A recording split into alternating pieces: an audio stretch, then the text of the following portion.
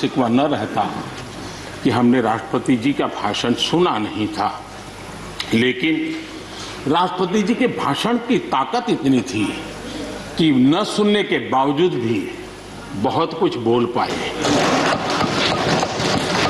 ये अपने आप में उस भाषण की ताकत थी, उन विचारों की ताकत थी, उन आदर्शों की ताकत थी कि जिसके कारण न सुनने के बाद भी बात पहुंच गई। और इसलिए मैं समझता हूं इस भाषण का मूल्य अनेक गुना है। आदरणीय सभापति जी, जैसे मैंने कहा, अनेक चुनौतियों के बीच राष्ट्रपति जी का इस दशक का प्रथम भाषण हुआ, लेकिन ये भी सही है कि जरा पूरे विश्व पटल की तरफ देखते हैं, भारत के युवा मन को देखते हैं, तो ऐसा लगता है कि आज भारत सच्चे अर्थ में एक अवसरों की भूमि है।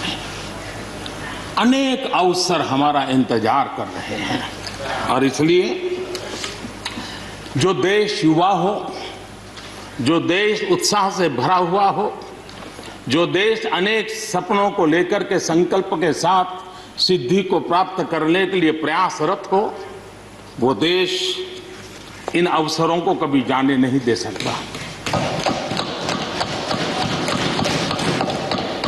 हम सब के लिए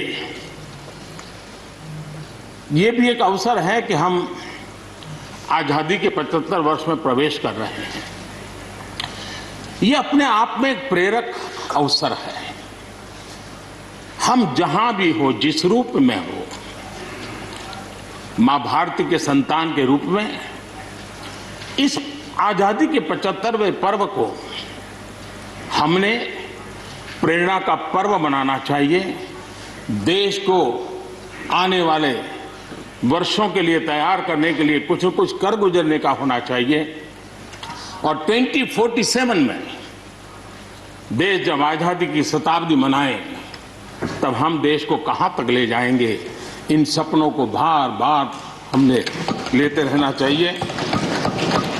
आज पूरे विश्व की नजर भारत पर है, भारत से अपेक्षाएं भी हैं और लोगों में एक विश्वास भी है कि अगर भारत ये कर लेगा, दुनिया की बहुतेक समस्याओं का समाधान वहीं से हो जाएगा।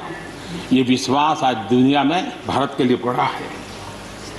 आदरणीय सभापति जी, जब मैं अवसरों की चर्चा कर रहा हूं, तब महाकवि मैथिली शरण गुप्त जी की कविता को मैं उद्घोषित करना चाहूंगा।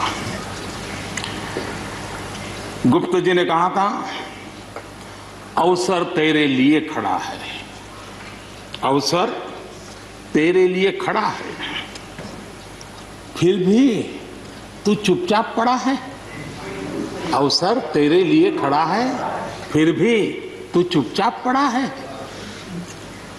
तेरा कर्म क्षेत्र बड़ा है, तेरा कर्म क्षेत्र बड़ा है, पल पल है अनमोल, पल पल है अनमोल।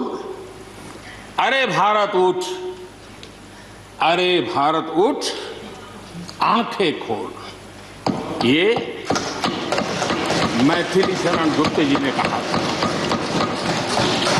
लेकिन मैं सोच रहा था, इस कालखंड में 21वीं सदी के आरंभ में अगर उनको लिखना होता तो क्या लिखते? मैं कल्पना करता था कि वो लिखते, अवसर तेरे लिए खड़ा है, अवसर तेरे लिए खड़ा है, तू आत्मविश्वास से भरा पड़ा है, तू आत्मविश्वास से भरा पड़ा है। हर बाधा, हर बाधा, हर बंदिश को तोड़, हर बाधा, हर बंदिश को तोड़।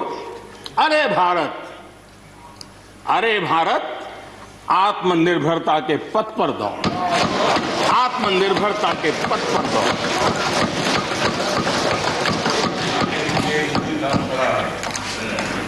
आदरणीय सभापति जी, कोरोना के दौरान